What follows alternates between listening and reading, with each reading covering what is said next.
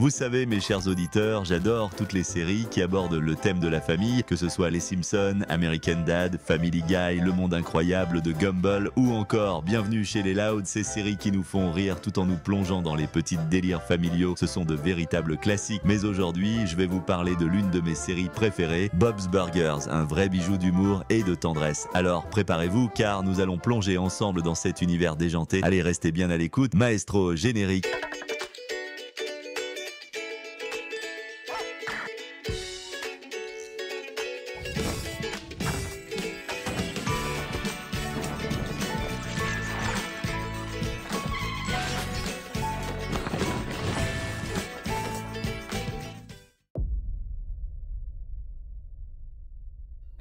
Bob's Burgers est une série animée créée par Lorraine Bouchard et diffusée pour la première fois le 9 janvier 2011 sur Fox. Avec ses 15 saisons et un film sorti en 2022, cette sitcom déjantée s'est imposée comme une référence incontournable pour les amateurs d'humour absurde et de personnages hauts en couleur. Mais au-delà des blagues et des burgers, Bob's Burgers, c'est surtout une série qui a su traverser les années sans perdre son charme. Récompensée à plusieurs reprises, notamment par des Emmy Awards, elle a marqué le paysage des séries animées en s'affirmant comme une alternative rafraîchissante aux géants du genre. Et son film, un véritable cadeau pour les fans, preuve que la famille Belcher a encore beaucoup d'histoires à raconter.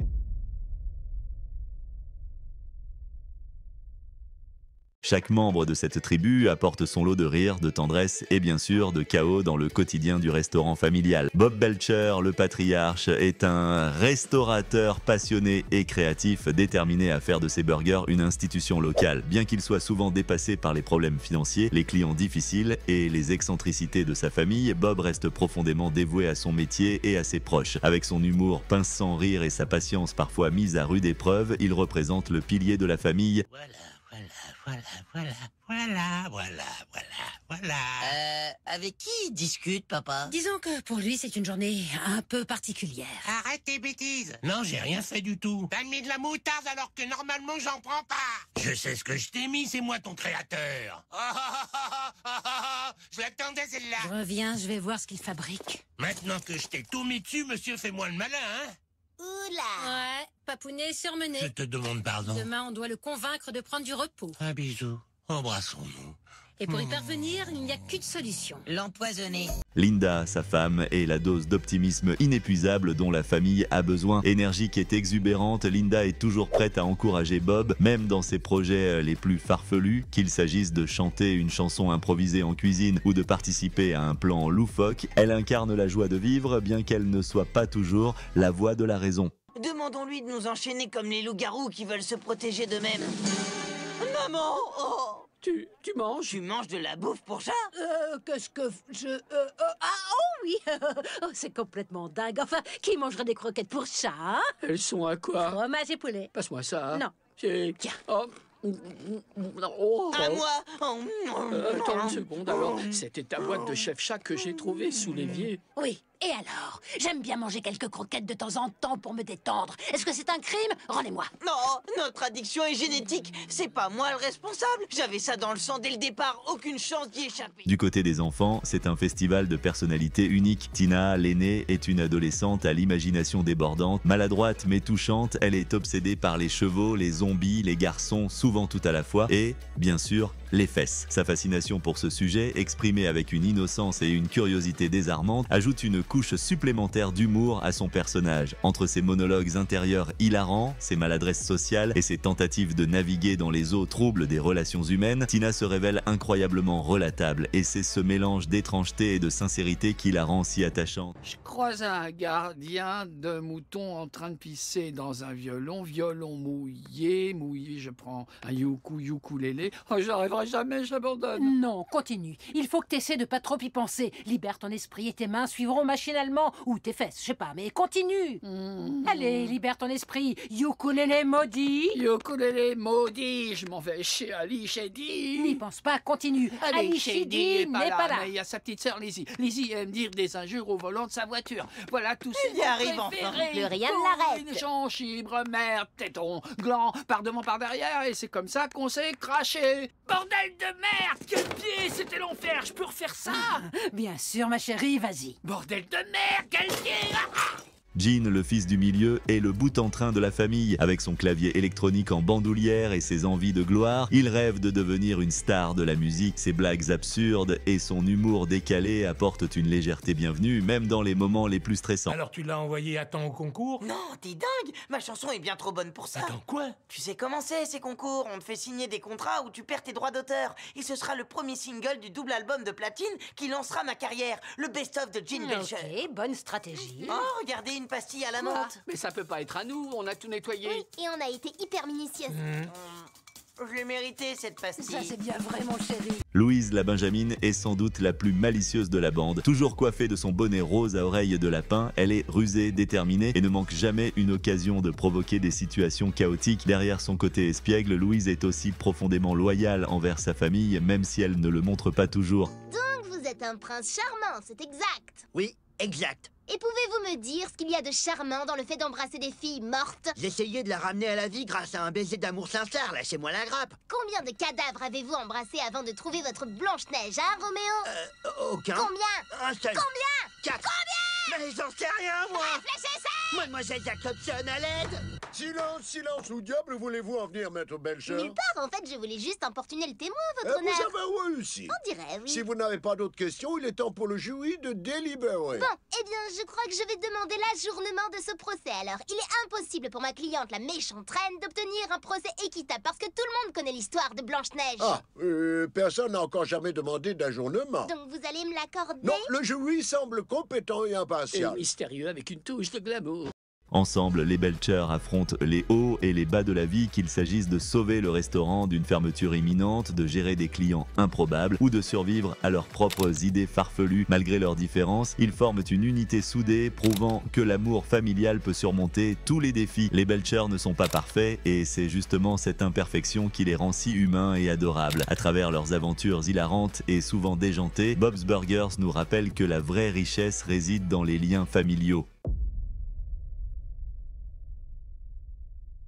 Le restaurant de Bob est le point central de la série, mais il est loin d'être un simple décor. Chaque épisode commence souvent avec une nouvelle burger du jour, un jeu de mots hilarant qui donne le ton. Par exemple, avez-vous entendu parler du burger she wrote ou du char to a crisp burger? Ces petits détails montrent à quel point l'humour de la série est travaillé jusque dans les moindres recoins. Mais la vraie magie de Bob's Burgers, c'est que le restaurant devient le théâtre d'aventures imprévues, entre les inspections sanitaires désastreuses, les concours culinaires et les rivalités avec d'autres commerçants comme Jimmy Pesto. Les Belcher trouvent toujours une raison de se surpasser ou de s'attirer des ennuis. Des personnages secondaires mémorables, l'univers de Bob's Burgers ne serait pas aussi riche sans sa galerie de personnages secondaires, chacun apportant une touche d'humour ou de chaos à l'intrigue. Teddy, le fidèle client et meilleur autoproclamé ami de Bob, est un réparateur de métier et un grand cœur, toujours prêt à aider, même si ses solutions sont souvent plus problématiques qu'utiles. Teddy est un pilier comique de la série, notamment avec ses anecdotes absurdes et son attachement exagéré à la famille Belcher. Jimmy Jr., le garçon sur lequel Tina a un énorme béguin, est une figure récurrente de son univers fantasque. Avec son obsession pour la danse et son incapacité à saisir les avances souvent maladroites de Tina, Jimmy Jr. ajoute une dynamique hilarante et parfois frustrante à leurs interactions. Gail, la sœur excentrique de Linda, est un personnage imprévisible, apportant une dose de maladresse et de moments gênants, que ce soit avec ses œuvres d'art étranges, ses déclarations dramatiques ou ses obsessions amoureuses farfelues. Gail est un tourbillon de chaos comique. Chapitre 2. Naissance. Le premier studio que j'ai eu était un utérus bien douillet. C'était un peu petit et la plomberie laissait vraiment à désirer. Quand j'ai commencé à m'en plaindre, je me suis fait expulser. L'hôpital a jeté mon placenta sans faire attention et sans se poser de questions, et d'une certaine manière, je ne m'en suis jamais remise. C'est mouillé. Pourquoi c'est mouillé? Oh non, touchez pas à ce truc. Chapitre 3, premier jour de ma vie, le début de la galère, puis le bonheur, puis la galère. D'autres figures mémorables peuplent ce monde décalé. Mr. Fischoder, le propriétaire excentrique du bâtiment où se trouve le restaurant, avec son monocle et ses propositions souvent douteuses. Zach, le meilleur ami de Jimmy Jr., toujours prêt à se battre ou à crier sans raison. Tammy et Jocelyn, les rivales de Tina, incarnant le cliché des adolescentes superficielles, mais avec un twist hilarant. Dis-nous, Tammy, quels sont tes projets maintenant? C'est moi qui fais les interviews, Jocelyne. Quels sont tes projets à toi? Non, c'est moi qui ai le micro, alors je pose pose la question. Quels sont tes projets à toi, Jocelyne, sachant que tu vas me rendre ce micro. C'est mon micro, c'est moi qui présente les infos maintenant. Alors enlève tes sales pattes de mon micro. Lâche-le tout de suite. Non, je lâche. T'es trop une bête. C'est toi la T'es ma meilleure amie. Toi, t'es ma meilleure amie. Mort, le croque-mort voisin, dont l'humour noir et la fascination pour son métier ajoutent une touche macabre mais comique. Chaque personnage secondaire, qu'il s'agisse de voisins, de clients ou d'amis de la famille, est une pièce essentielle de cet univers. Ils enrichissent les intrigues et permettent de maintenir une variété d'histoires, rendant chaque épisode imprévisible et unique. Ce qui distingue Bob's Burgers des autres sitcoms animés, c'est son équilibre parfait entre humour absurde et moments sincères. Les Belcher, malgré leurs différences et leurs disputes, sont une famille profondément soudée. Les scénaristes réussissent à capturer ces petits moments de vie qui résonnent avec tout le monde, les galères financières, les rêves un peu fous ou simplement le fait d'essayer de s'en sortir ensemble, et tout cela sans jamais perdre de vue l'humour qui est au cœur de la série.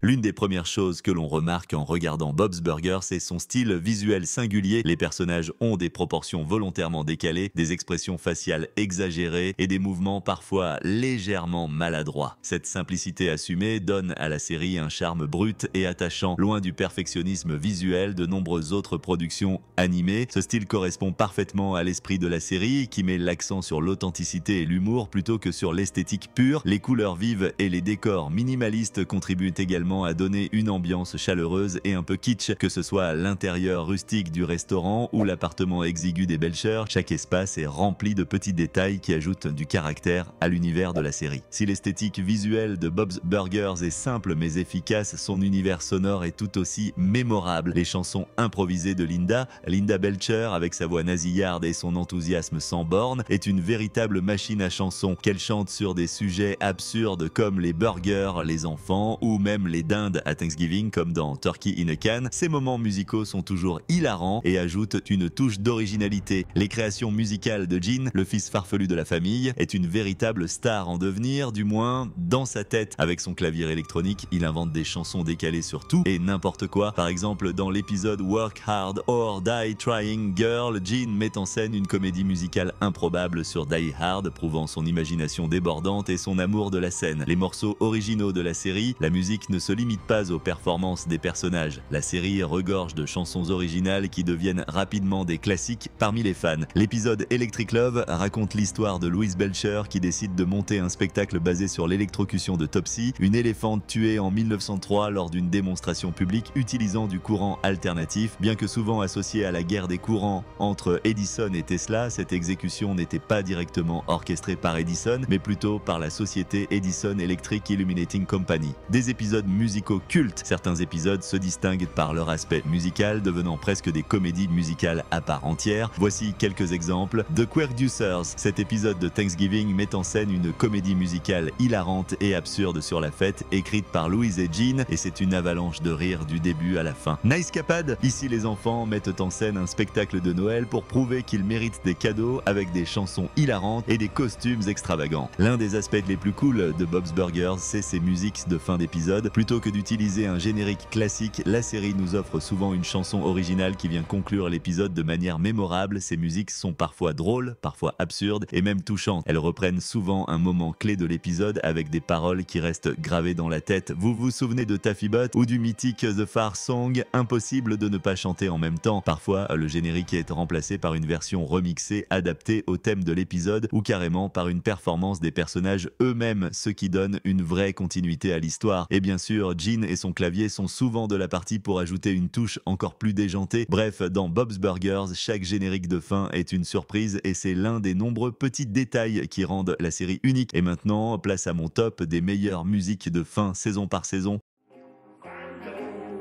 Doesn't play it for fun, he's just hiding his gun.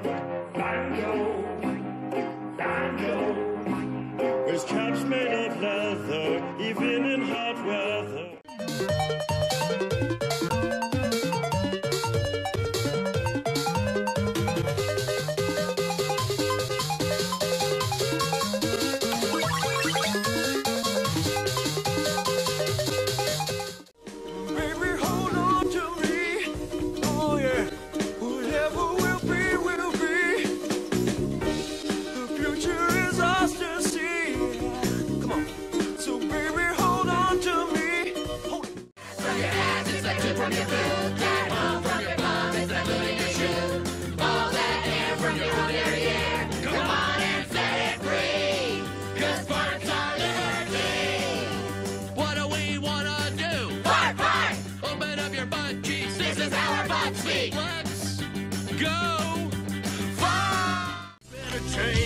of my life, and I just wanna let you know. I got my finger on the trigger. Love is in control. Yeah, oh, I got my finger on the trigger. Girl, it's freaky. Allez, chante. Trick and treat me. Chante pas. Chante pas. My teeth are extra sharp. My body's extra hairy. I'm running in the dark. I love you so much. It's scary. Spell Christmas without a you, but that would break my heart in two. You can spell Christmas without a me, but that would be a tragedy. We need a use this time of year. My head for Graham and Gramps.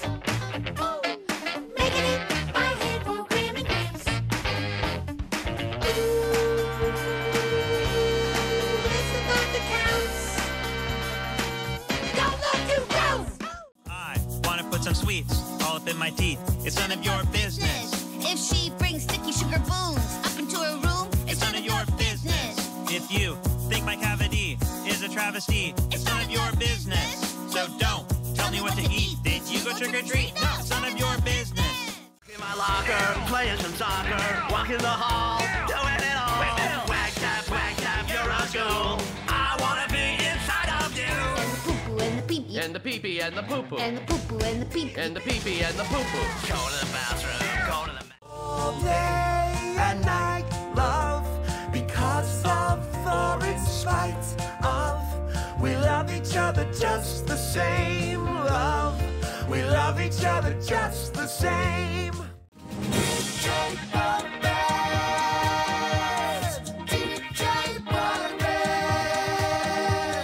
Treat, bump and sleep on beats, make that tasty funky result. This is what it's like to be a responsible.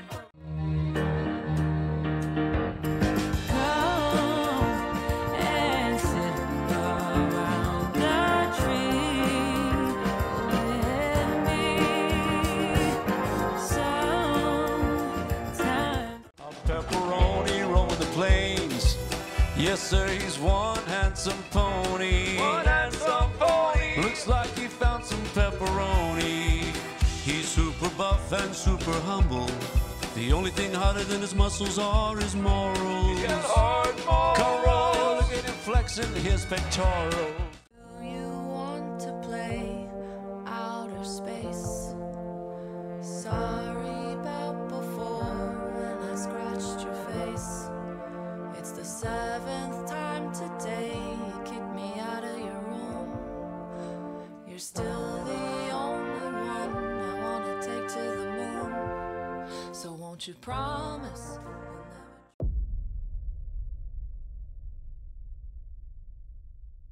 Dans l'univers des séries animées pour adultes, Bob's Burgers se distingue par son approche réaliste de la famille et de la vie quotidienne, surtout lorsqu'on le compare à d'autres séries comme Les Simpsons, American Dad ou Family Guy. Alors que ces séries se concentrent souvent sur des gags absurdes, des personnages exagérés et des situations surréalistes, Bob's Burgers parvient à maintenir une certaine authenticité, en particulier dans ses relations familiales et ses thèmes. Pourquoi regarder Bob's Burgers? Que vous soyez fan de comédies déjantées, de familles un peu folles mais profondément attachante ou simplement à la recherche d'une série qui vous fera rire et sourire, Bob's Burgers est un incontournable. C'est une série qui sait mêler humour, émotion et créativité avec une simplicité désarmante. Et vous, quel est votre burger du jour préféré ou votre moment culte dans la série? Dites-le moi en commentaire. N'oubliez pas de liker cette vidéo, de vous abonner à la chaîne et d'activer la cloche pour ne rien manquer. Merci d'avoir suivi cet épisode et à bientôt pour d'autres aventures. 3, 2, 1, roll with just one goal. Gotta get it just right to make the Yeti go. Head spin, arm flaps, legs do their tippy tap. All I want is a vision, but only with precision.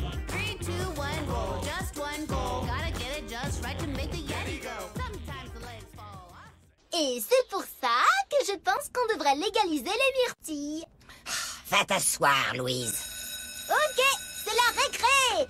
Restez cool, partagez pas votre goûter. Et si les poulets débarquent, appelez votre avocat avant votre mère.